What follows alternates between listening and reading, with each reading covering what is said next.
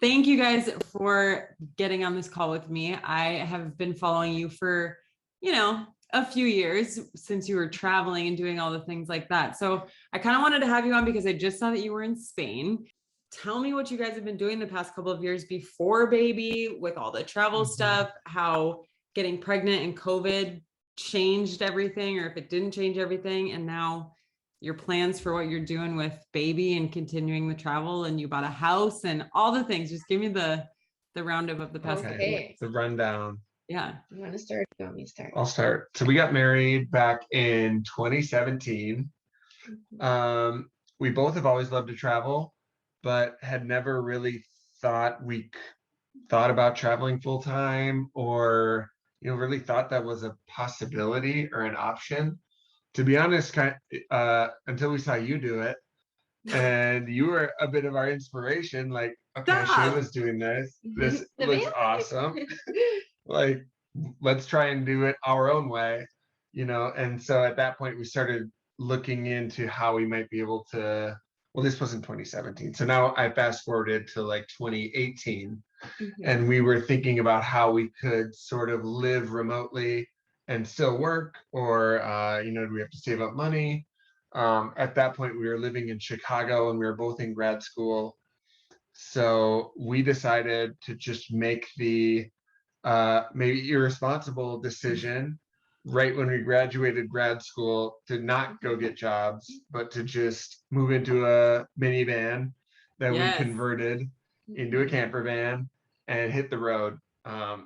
I think we chose van life because it was the most cost effective for us. We stayed at free campsites. I think we paid for a campsite once in like 15 months on the road, and we cooked all our own meals, and so you pay for gas, food, and some entertainment. Yeah, we basically traveled on about $1,200 a month for the both of us.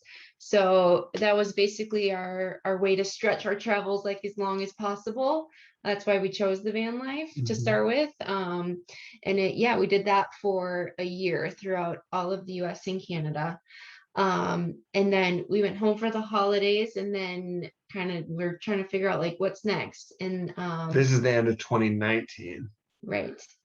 And so then we decided to go to New Zealand at the start of 2020, right as COVID was starting to kind of brew, and we were hearing about it, right? But it wasn't causing travel restrictions yet. And we lived in a van, so it's not like you get a ton of news. Facts. So, to be honest, I knew it was a real thing when we went to the library and all the pandemic books were out in the front. And so that kind of led us to like, oh, this is a big thing, isn't it? That's happening. Yeah. So we went to New Zealand. We did the van life there for 3 months, until like COVID really started to shut things down. And like he kind of mentioned, in New Zealand, it was kind of like one of the last countries to get hit too. So we were there and life was just pretty much normal. But like talking to our families back home, everybody's like, things are shutting down. You guys aren't going to get home if you don't come home. So, and we had a flight actually to go to Australia after our 3 months in New Zealand, but then Australia shut their borders down. So we basically were, forced home. And at that point, it was the safest thing to do. So we ended up going home at the end of March of 2020. Came back to Zach's parents' house and stayed with the in-laws for a few months. But basically at that point we were thinking, okay, we're going to be home for a few months and then we're off again. Like this will be done in 3 months. Then we'll buy a ticket to New Zealand or Southeast Asia, wherever, and continue our travels. And then, after 2 months, like it was just getting worse. No end in sight. There was no end in sight. And actually, back up a little bit, in New Zealand, we've always knew that we wanted a family, but it was the first real conversation we had about kind of like our timeline on when we wanted to start having kids, because we enjoyed traveling so much, but obviously I was 30 years old at the time. And so kind of wanted to get started somewhat soon. And so we kind of decided, okay, we'll travel this year. And then once I'm 31, like hopefully I'll get pregnant when I turn 31 and we'll have our first baby when I'm 31 or 32. But after the world was still shut down, or the whole time COVID was still going on, you should tell the story about how we kind of decided, because you were the one that you should brought tell it up. the story about how we got pregnant. Yeah, that's I was there. Well, you're the that's good. He was the one that really pushed for it. I did push for it. I was not ready yet, but you were, so you should. Well, I don't know what you're talking about. The story about the podcast you were listening to, and that. Come on, babe, the story. Okay, so I was listening to this one podcast. I actually don't even remember whose podcast it was. That's how good it was. But I do remember one part of the story was that this guy was speaking to a group of Silicon Valley employees, Silicon Valley like tech employees, developers, etc. And it was about purpose and finding your purpose in your work and in life in general. And this guy who was speaking recognized that there was a lot of 25, 28, 30, 33, 35-year-old people in the crowd, a lot of them male, and they weren't married, and they didn't have families, and they didn't have children. And so he had asked a question, like, how many of you have struggled to find purpose in your work and in your life? And everyone raised their hand. Then he asked, how many of you have children or a family? And everyone put their hands down. And so then he asked the question, like, have you ever thought maybe you have a family-sized hole in your life?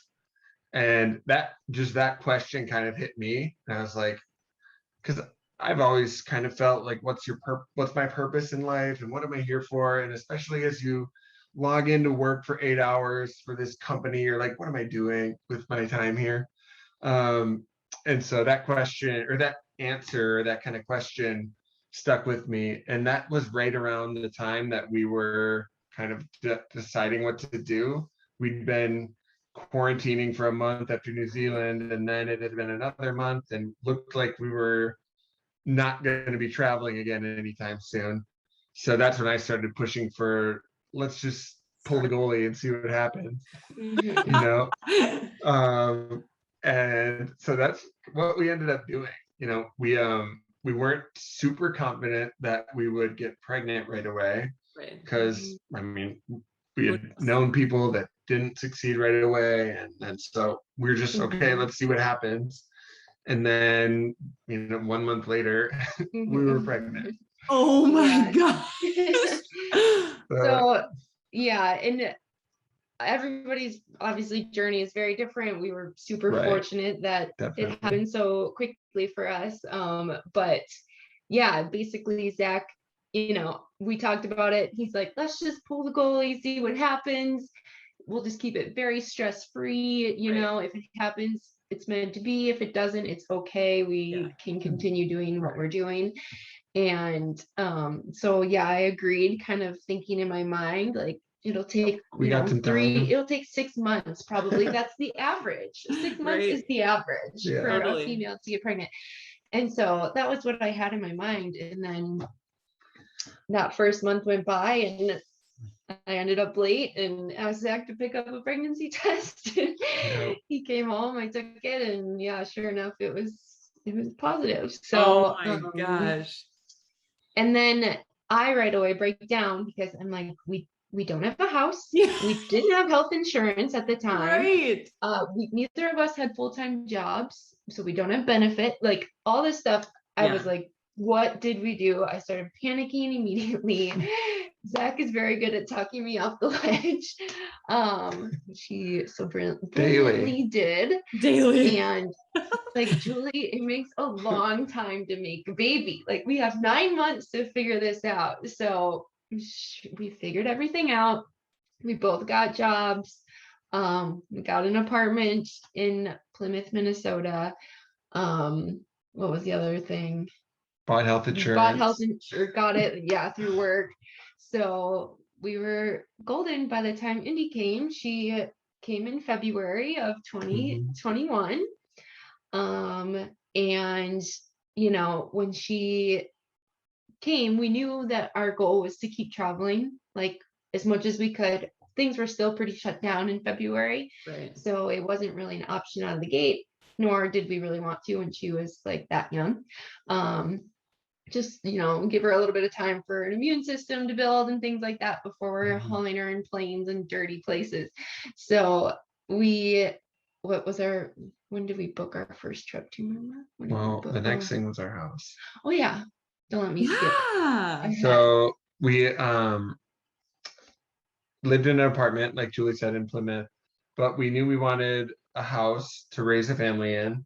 And we thought about buying a house in the Minneapolis, Minnesota area, kind of where we're from and where we've lived for a long time. But we decided to kind of roll the dice and try and buy one in a house somewhere that we want to visit, and we want to maybe not have forever as a home base, but it's in somewhere that we always want to go, and maybe we could rent out as some sort of passive income source when we're not there. And so we started looking around out west. We love out everywhere out west in the Rockies and even the Pacific coast and everything.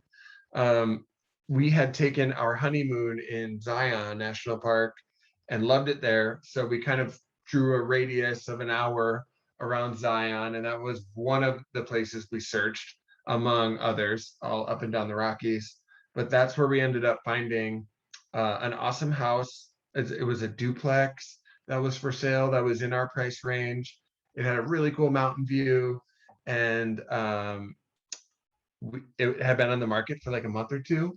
So we put an offer out a little below the asking price. And this was without seeing it. We had done a virtual tour, but we were still kind of questionable about traveling with Julie was like 8 months pregnant at the time. So we were like, do we fly down to? So anyways, we just did a virtual tour on FaceTime and asked a ton of questions, and we knew we were going to get an inspection and stuff. So we would just trust that. But we ended up putting an offer in and coming to an agreement, and that's the house we got. So we bought it without seeing it. Yeah, without seeing it. But it was I think it was a great decision in the end. That's the second house we bought without seeing it. Yeah. Oh my gosh. Yeah, we also bought our Chicago condo that we sold when we moved into the van without seeing that. But that worked out too. So maybe that's the way to go, is to not look at the house before buying it. That's the advice for this podcast episode specifically. Don't look at houses. Just roll the dice. Put your offer in. It'll be fine. I mean, I feel like it also has a lot to do with your attitude about it. Like, because you guys did renovations and stuff. So you could have walked in there and been like, oh my gosh. But instead you were like, cool, this is amazing. We can do this and we can do this. Right. So I think your attitude has a lot to do with the success or the failure. Yeah. Granted, there can be like serious plumbing issues and things like that. That's a real issue. That's true. Your attitude has a lot to do with making. For sure. Yeah, it did need some work. I mean, we did do maybe 2 months of renovations on it, and we had some contractor come and help us out for a lot of it. So it wasn't like it was turnkey. This is the house we love right away. You know, so we were expecting that. Yeah. We knew it was going to need work before we got there. But anyways, then when Indy was 6 weeks, so this is like start of end of March. Then we moved down there from Minnesota to Utah. So we did the whole like road trip 2 hours at a time with Indy out there. So that ended up taking 3 days. Yeah. But it was fine, I think. We would just drive when she napped, and then she woke up and we'd hang out with her for a while. She still slept all day. Yeah, it's pretty easy when she was only 6 weeks because they sleep so much. Right. So, you know, it actually went relatively smooth compared to recent trips we've done with her in the car. So, but you moved out when she was 6 weeks old. Did anyone move out there with you? Like to help? Yep. My Julie's parents. parents did. Oh, that's Mhm. amazing. All right, great. Yep. So they kind of caravaned with us, Oh, and it was a fun little trip. Yeah, and we didn't really have any furniture. So our like apartment furniture that we were using was actually like Zach's parents' patio furniture. Like Yeah. it was just very makeshift furniture that we put together because we only lived there for 4 Yeah, 3 or months 4 or months. something. Basically because we wanted to have our baby in Minnesota before we moved, was why we got that place. great. So we didn't really care what the furniture was. We're like, let's just get through these 4 months. And then once we get there, we'll, buy stuff. So we didn't have a whole lot. And we also have our Airstream, another story. We own a 30-foot Airstream that we drove out there. And that was basically our U-Haul. We packed everything we owned in that Airstream and paid someone to drive it out there for us. Yeah. Which is now parked in our backyard in Utah and is also an Airbnb. Amazing. So, yeah, where are we? Okay. The Now we have a story house. is derailed. Yeah. What And we're happened? This going is way perfect. out This of is order. exactly, no, this is great. I'm loving this. Okay. So at this point, we are out in Utah. We moved in and we started raising Indy there. She lived from 6 weeks until, a month ago. So until 4 4 months. months. So we spent 2.5 months out there, and we're doing a lot of renovations, and obviously raising a newborn takes up most of 2 people's time. So just doing that, trying to keep her fed and warm and healthy and everything. Mhm. But that was a great 2.5 months, I think. That was kind of fun, kind of nesting sort of in this house.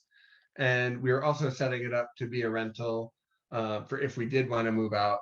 And so at that point, this is like 2 months ago, I got the opportunity to take a work trip to Spain. It was for a week that they would fly me out there and put me up in a hotel out in Spain. And I asked if I could bring my family, if they could get across the border, basically, if with Spain COVID wasn't restrictions. open. Spain wasn't open yet.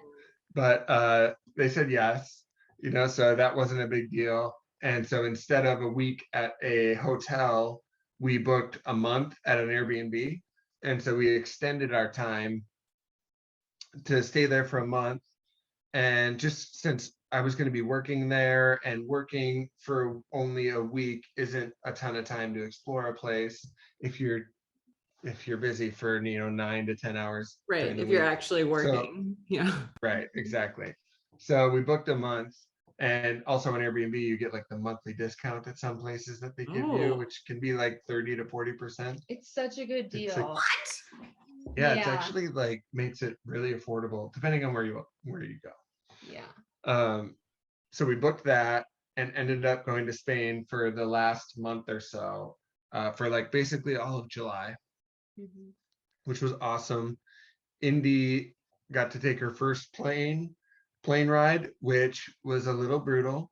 And then her second and third and fourth and fifth plane rides were a lot better. Oh So- my Where's gosh. Yeah, well, and she was crying the whole time for a lot of Didn't it. it? Well, our Anyways. first plane ride got canceled. So Yeah. we I were remember watching scheduled it. for an overnight flight from Minneapolis to Paris. It ended up getting canceled, and so we had to be rebooked. So this is like 11 p.m. with Indy in an airport, trying to get rebooked. Finally, we're like, peace, we're going to the hotel. We'll figure this out tonight or tomorrow morning. Got it figured out, but then we had to do 2 stops to get to Barcelona. And it was like during the day. Oh So it was a much more difficult trip to get Yeah. there. You But don't we really made it. realize that, I don't know, like when you fly with a baby, the timing is always so critical. You're like, I plan this down to the minute. She's falling asleep right as we're taking off after she eats, and then it all goes to hell. And Right. can we swear on this podcast? Yeah. It all goes to shit, and then you have to audible and figure it out as you go. Oh my basically. gosh. Okay, well, that's quite the freaking adventure. I love it so much. okay, let's kind of like backtrack a little. So you went into the van life and you completely built this thing. I remember watching your guys' Instagram stories, just being like, what? How does he know how to do that? Or like, what are you guys doing? And it was just crazy to watch you build it all. And then you kind of said like, because I was reading through your blog a little bit and you were like, there's a million ways to do this like van life or like full-time travel thing. And you guys went into the travel blogging space and kind of were doing Pinterest and blogs and guides for people as they were traveling around the US, right? Mm-hmm. Yeah. Right.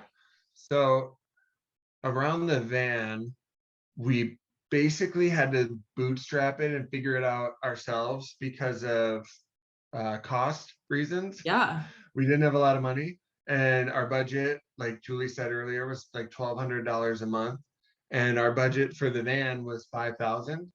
And so we found, the cost of including the van, and so we found the van for $4,000, and it was a Volkswagen Eurovan, 2001, silver. I'm still sad we sold it. Did you sell it? I was gonna ask that. Yeah. I want another one, so I'm actually looking, but I have to convince her. Great. It's a great van. I loved it. But we only had $1,000 to renovate it. Oh, so we wow. couldn't do anything like crazy awesome. And we knew we wanted solar and running water. And so we watched a ton of YouTube videos. Sure.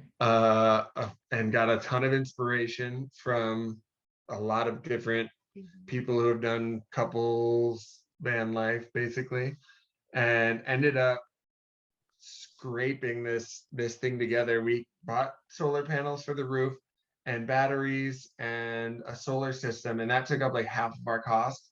So then we kind of had to figure out how to do the rest with like the leftover wood at Menards that they kind of sell you for half off, and just whatever we could find. If people were throwing it away, we would take it. And so we had like an old kitchen sink. No, it was a bathroom sink. It was an old bathroom vanity. It was our sink. And so we just bought a water pump and had 2 5-gallon tanks and ran it all in. And we figured it all out kind of through YouTube and asking people. My dad's pretty handy, so he helped us out a little bit just with advice on how to do electrical and stuff like that. But that was a fun experience.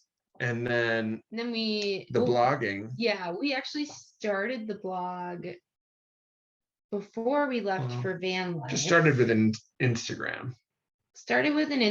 Then we started our blog in 2018, before like end of 2018, before we actually left for the van. But it wasn't like, at that point it was making no money at all. So it was making no money for like a year and a half. Yeah, it wasn't funding any of our travels whatsoever. Our Instagram would occasionally get us maybe a free night in a hotel, for photography or whatever, a blog post exchange, something like that. So that was really like the only perks we were getting at that time. And since then we've just been, building our blog. It's now making pennies. No, covers my internet at my house. Quarters. We're making quarters. Hey, quarters are good.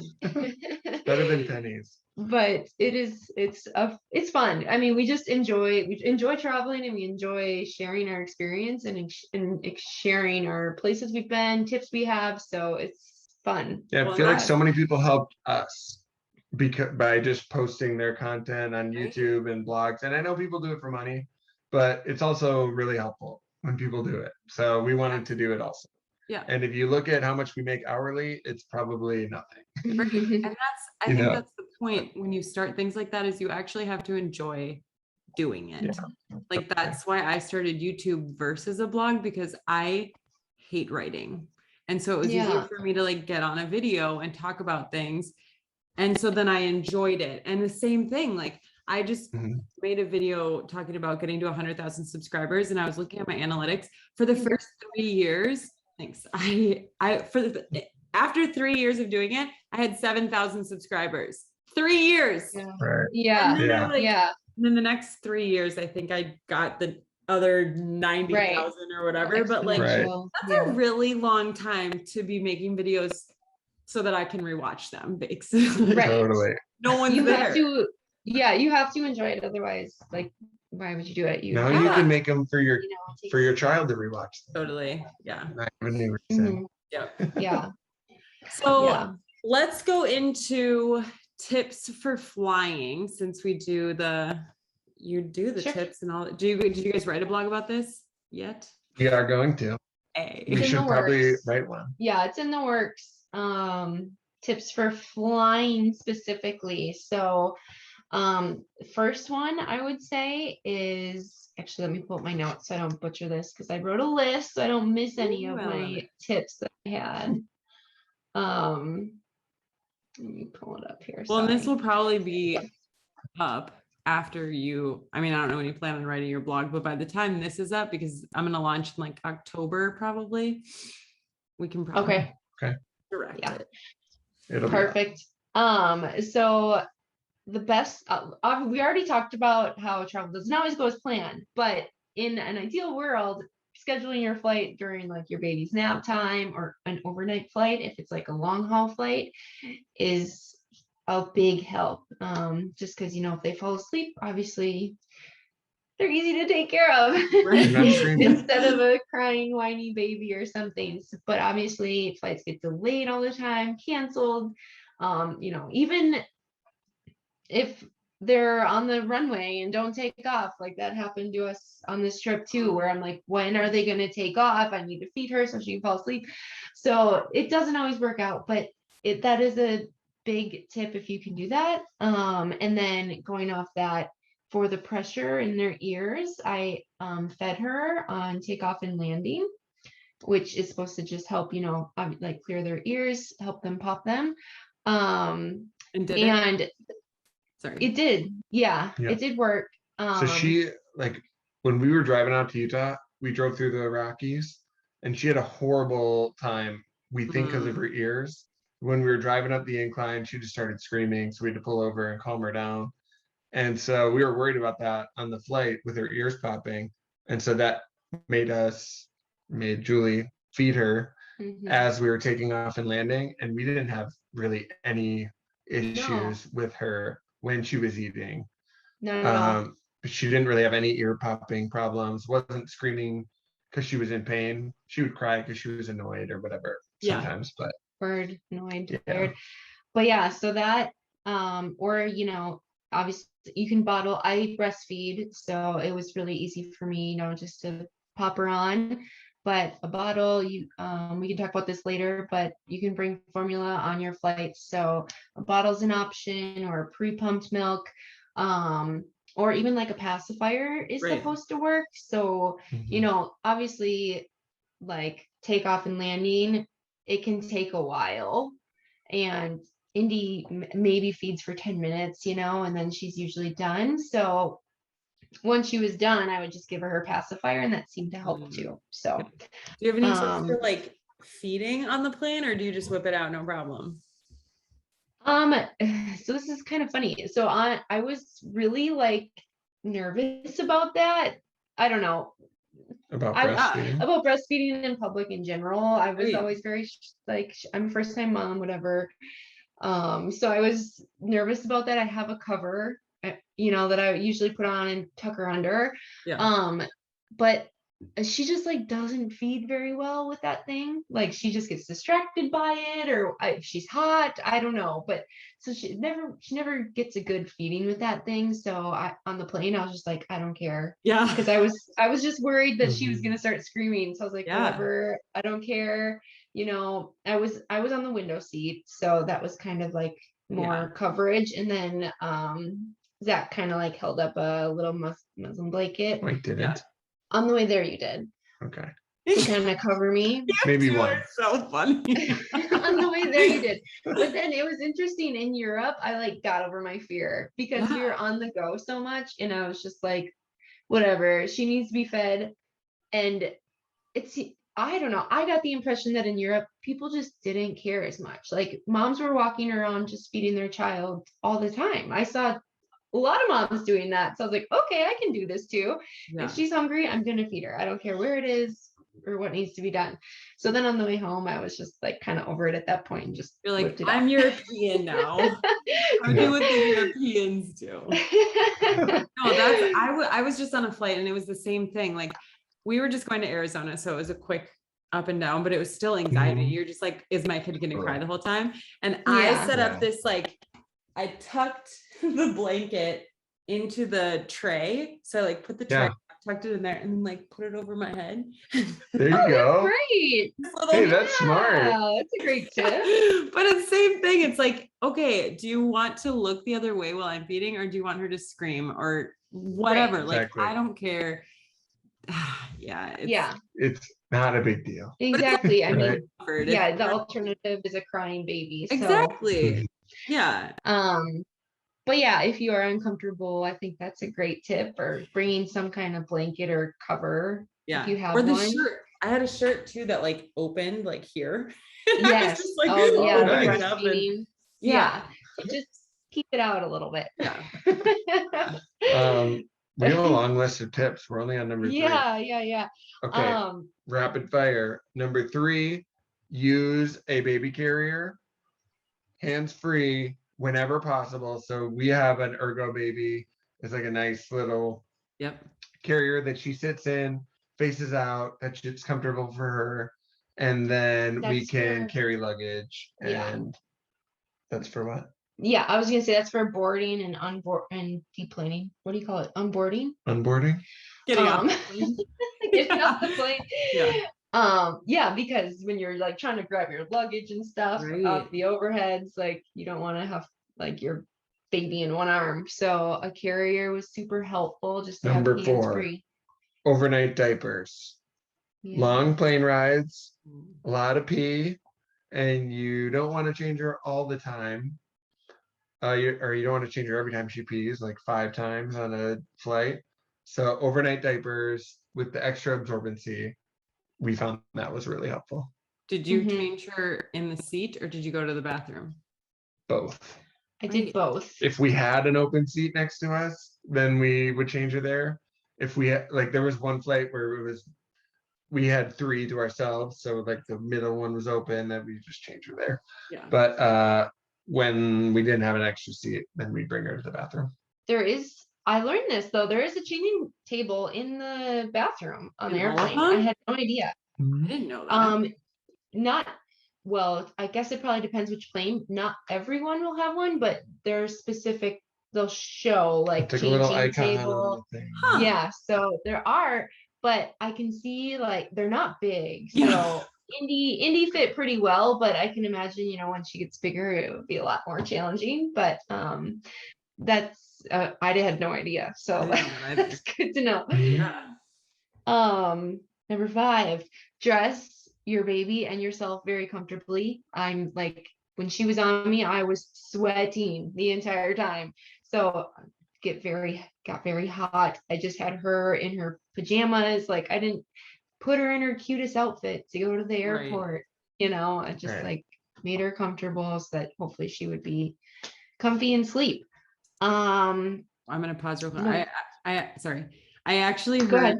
to do sort of like a nighttime routine if you can. So like if you do the lotion Yes. and change them into their pajamas, and like as much of a routine that you do at home, to try and do that when you're For sure. Right. Actually, yes. So on our way there, I didn't do that. On the way back, I did.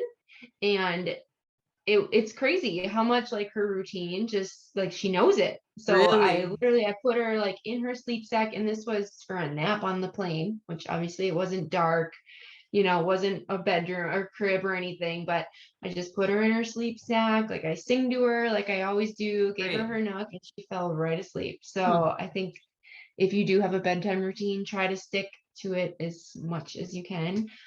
Because they definitely recognize it, and it's a good cue for what they're supposed to do. Fall asleep. Yeah. Another tip, pack a change for yourself and your baby in your carry-on. Blowout. Yeah. If you don't get all peed the on, time. puked on, or pooped on, you're lucky. So Yeah. have a change for yourself too, so you don't have to walk This around the airport. might be just our daughter. I think it's probably all of them. Just blows out once a day, probably. Maybe, I don't know. Something that she's eating doesn't Well, that sit would right. No, yes. But so And she ruins outfits all the time. Yeah. And so we always have to have an extra outfit along. Yes. And it's brutal when we don't.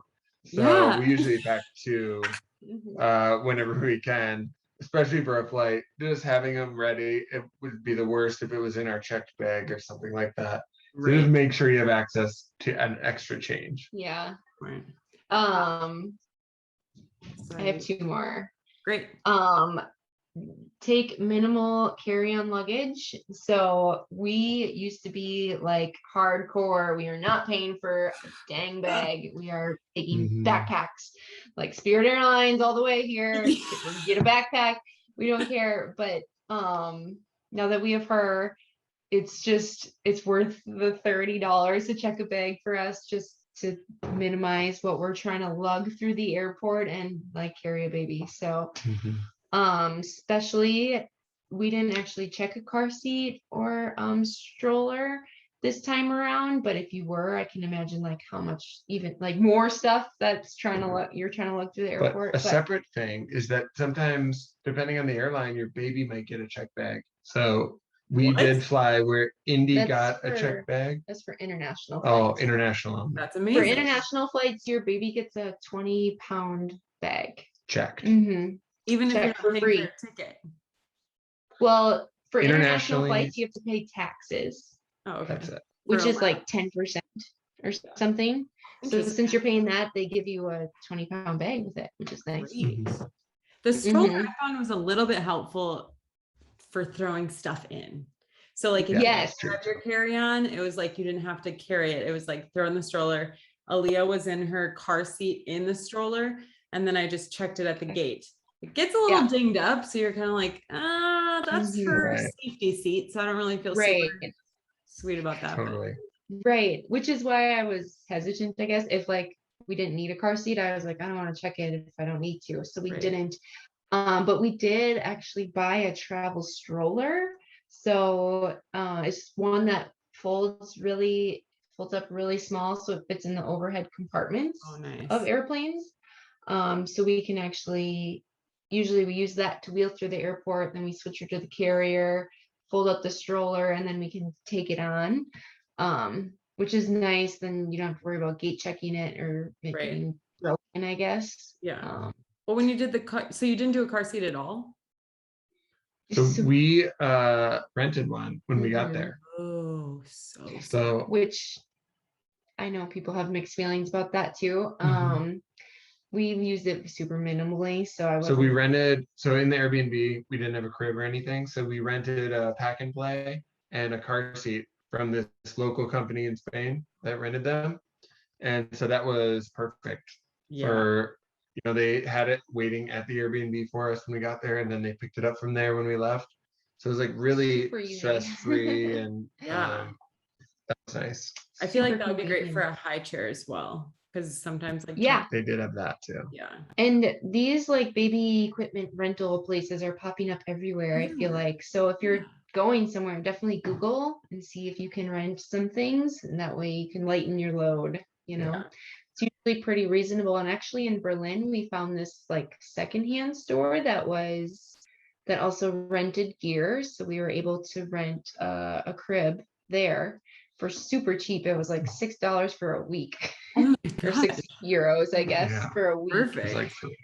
So that was super nice. That is then the last tip is also just for international flights. They give you a bassinet if you're in the bulkhead seat with a baby, and so you can request the bulkhead seat, and if you request a bassinet, which are typically first come first serve, then they will, if there's one left, they'll bring one out for you, plug it in, and then so right in front of your seat is a bassinet where you can lay your baby in and put him to sleep. And that was perfect on our international flight over. we didn't get it on the way back. And so we were hurting on the way back. We just Julie just held her for like a 4-hour nap, and then I held her for the rest of the Oh my of God. the night That of the was night. so nice. Right. But that was our last tip: is get up Ask to the for the gate bassinet. and ask for the bassinet And a It's bulkhead on your seat, international flights. bulkhead seat just means the first row. It's Yeah, it's the row without seats in front of you. So on our plane, it was like row 30. I think the front row also has it, but then there was like a section with bathrooms, and then we were the first one after that. Got it. which is another huge plus of And we're by the getting. bathroom. So you request a bassinet, and then because you get a bassinet, you get a bulkhead seat, which is like great for us. Oh, We yeah. were Foot- so much more Foot comfortable. room and everything. We had so much more, and then we could like stand up and like rock her if we needed to. So it was just really nice. Oh, that's good to know. And I mean, I would just always suggest go up to the counter, make sure they know you have a baby. And we did fly Delta, which is the best in my opinion, but they were so willing to like move people around, figure out whatever they could to give us what we needed. So like we got a bassinet on the way there. On the way back, we couldn't get a bassinet seat, but they gave us 2 empty seats. One on next to me and then one on the other side of Zach. So we had extra room. Right. So it just like advocate for yourself, go up to that counter, tell them what you want, and hopefully they'll work with you if you're good with a good airline, you know? Yeah. I'm sure Well, and keeping you not every happy airline. keeps the whole plane happy.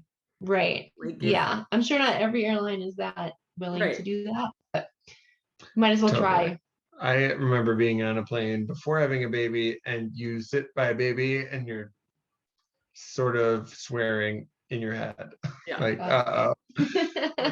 Now we're on the other side of things. So now you're on Right? the other side of things. Yeah. You I become a never- parent and you're like, sorry about that. Yeah, totally. totally. So anything you can, that I feel like most people give you some grace if your baby starts screaming or anything, but definitely advocating for yourself for what you need to help the baby. Everyone around you will thank you if you do that. Yeah. So I feel like, because how old was she when you guys were traveling? She was like 4 months when she 4 went? months on the way there, and then 5 Yeah. and like a week on the way back. Okay. So she's still pretty little Yes, Mhm. obviously bassinet, you can't do that. when they roll. I think they have online, they have like a pound limit or weight limit. Yeah. Limit. Mhm. So you can check Yeah, that. she's a little girl too. So now she's probably 15 pounds at almost 6 months. Yeah. She's 6 months in a week. So she's not huge. Mhm. So she still fits. Yeah. Well, and I'm just thinking like it changes so quickly because you have like a 45-month experience. I'm at whatever I'm at 15 months where she's like walking and she can do the alligator like, roll out of my arms and talking and just like all these things. So for us, and I feel like she was like 10 months when we went to Arizona, we were tablet and headphones all the way. There you go. Like screen time out the window, whatever you want. And she zeroed in on it. And I remember a flight attendant being really glad that we had the headphones because they don't let you play it just out loud, but it definitely keep her like zeroed in. And then I just saw, because after 2, so before 2, they can just be on your lap and you don't have to buy a thing, and you can get the bassinet, sounds like within the pound limit, the weight limit. Yeah. And then after 2, you have to buy a seat, but you can also bring your car seat on the plane. And I just watched somebody who flew and they were like, my kid didn't even realize like we're on a car, we go in the car seat, we're in the plane, we go in a car seat. And they were like super content and contained. And they said it really well, which sounds great. Yeah. That's perfect. Yeah. That is a really good idea. Yeah, and then you get your car seat on the plane. Right. You don't have to worry about where it is while you're flying. I feel like the only thing would be like feeding, because you're not really supposed to feed them while they're all strapped in like that. But I mean, So you got to take them out, I guess. Take them out for that. depending on how long the flight is. All right, let me see what else I have for questions. The blowout pack. Okay, so I've got passport and then like transporting milk. And we kind of talked about this before we started recording, that you and I just kind of like breastfed, but we learned that TSA lets you take. Yeah. TSA lets you take milk, formula. I'm pretty sure there's no limit. You can take as much as you need to get through your flight. It sounds like they will just do extra screening if it's over, the 311 rule. Right. So they might do extra, they might, pull you aside. So give yourself a little extra time maybe to get through security. If they need to do an extra scan on your stuff. But yeah, you can definitely take whatever you need to take to get your baby there without going hungry. Yeah, like I mean, formula, you'd need water and then just the powder. And then if you have milk, you're going to need like ice packs and stuff like that. Right. You're going to need a cooler or and I know, I don't know if this is every airline actually, but I know moms can bring their pump bag and things like that. That doesn't count towards your personal item and carry on. Like you can also bring your pump bag. That's nice. With maybe your formula or whatever, or cooler bag. Like that doesn't count towards your luggage. So I don't know if that's every airline though. So I think I would always just call. To make sure. But I feel like most airlines are pretty accommodating to like make sure that babies can get fed and that you're comfortable having a pump and stuff like that. So, but I agree. I feel like check your airline and check the local TSA and see what they say. But knowing that that's even an option. Right. Exactly. And what else? Passport. Passport. Was that easy? Yes. Well, so it's pretty easy. So in order to get a baby a passport, both parents need to be present for like the signing or whatever. So you both have to sign that you're okay with your baby getting a passport. When you fill out the application, maybe they're worried about one parent taking them the baby overseas and whatever. Yeah. So you both have to be there, and then they need a picture with an all white background. So, and there can be no hands in it or anything. So that's sort of that's a challenge when your baby can't like sit or hold their head up or hold their head up. Because she was like 3 weeks old when you got it. Yeah. Which is crazy that it's good for 5 years. Right. And it's good till she's 5. She looks like every newborn. Already. Yeah. Sorry, Indy, if you're watching this. Yeah. So we were in the post office and they had this like white bed sheet that someone was holding in the back. And then I had her like sitting in my hand, trying to balance her, and without my hand being in. And so we took like 5 pictures that way, and none of them were good. Oh my God. They also need to be looking at the camera, like their eyes can't be off or closed. Like they need to make sure that they can see their eyes. So, and like they can't like have their head tilted. It needs to be straight forward. So then we finally figured out that we should just lay the sheet on the ground. Right. No, we put it in her car seat, and then lay her in it and just take the picture that way and just try and make the sheet look nice behind her so it doesn't look whatever. So that was brilliant. And that worked. Oh my God. I mean, that's a good tip. Yeah. Funny. So do you think that we got it right away? Yeah. Do you feel like moving forward, you're just going to keep, I mean, you've got a job now, so you're going to be traveling for work, and this can be something that you do more frequently? I think so. So I work remotely. Oh, okay. And so we're sitting at like my work setup right now. And I basically brought my virtual office with us. And so we want to keep traveling. We are going back to Utah in November, but so for like 2 months now, because right now it's the start of August, we want to be kind of traveling around, and we have to work around my work schedule, so it'll be a little bit challenging. but we want to try and see new places that we haven't been. So we've talked about trying to go to Hawaii and book a monthly rental, short-term rental, and live there. We are Airbnb-ing our Utah place still, so that gives us some freedom to kind of move around. Totally. But then the rentals kind of dry up in November, so that's when we're going back to Utah, and we'll live there for a while. I do have to travel for work, but we haven't really traveled much with COVID and a lack of in-person meetings. So if that starts to pick up again, then maybe we'll have the option to extend work trips, kind of like this one we did in Spain. Right. But yeah, so our house, basically we kind of put it on Airbnb, not knowing if it would rent or not. And we're just like, well, we'll see what happens. If it rents, we'll find a place to go. And it's been renting. It's pretty much rented until the end of October. So now we're like, okay, where can we go for Figure it out.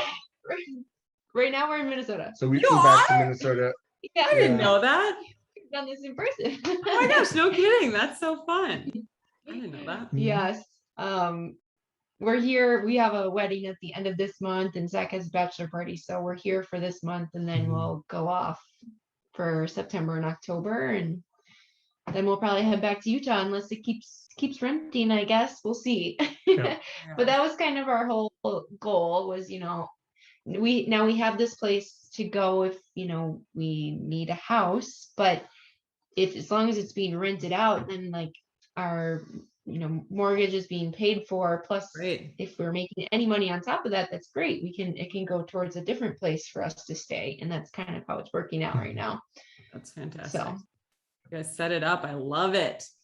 I love. All right. Well, I am so glad that you guys were willing to do this and just chat about everything. And I've been following along with all of your stuff, but it's good to like get all the little details that you missed. You're like, oh, I didn't see that Instagram story or whatever. And so it's cool to like talk about all that. And I think just traveling on a plane can definitely hinder people from doing it, or even like a road trip. I mean, Seth and I even, we're like, yeah, we're not doing that. That sounds like terrible. That doesn't, and I think it's just, I think it's just getting there and doing it again. And like the first couple times, it probably will be terrible. And then you're like, oh, we have to do this, or, oh, we learned about the bassinet, or putting them in their PJs, or different things.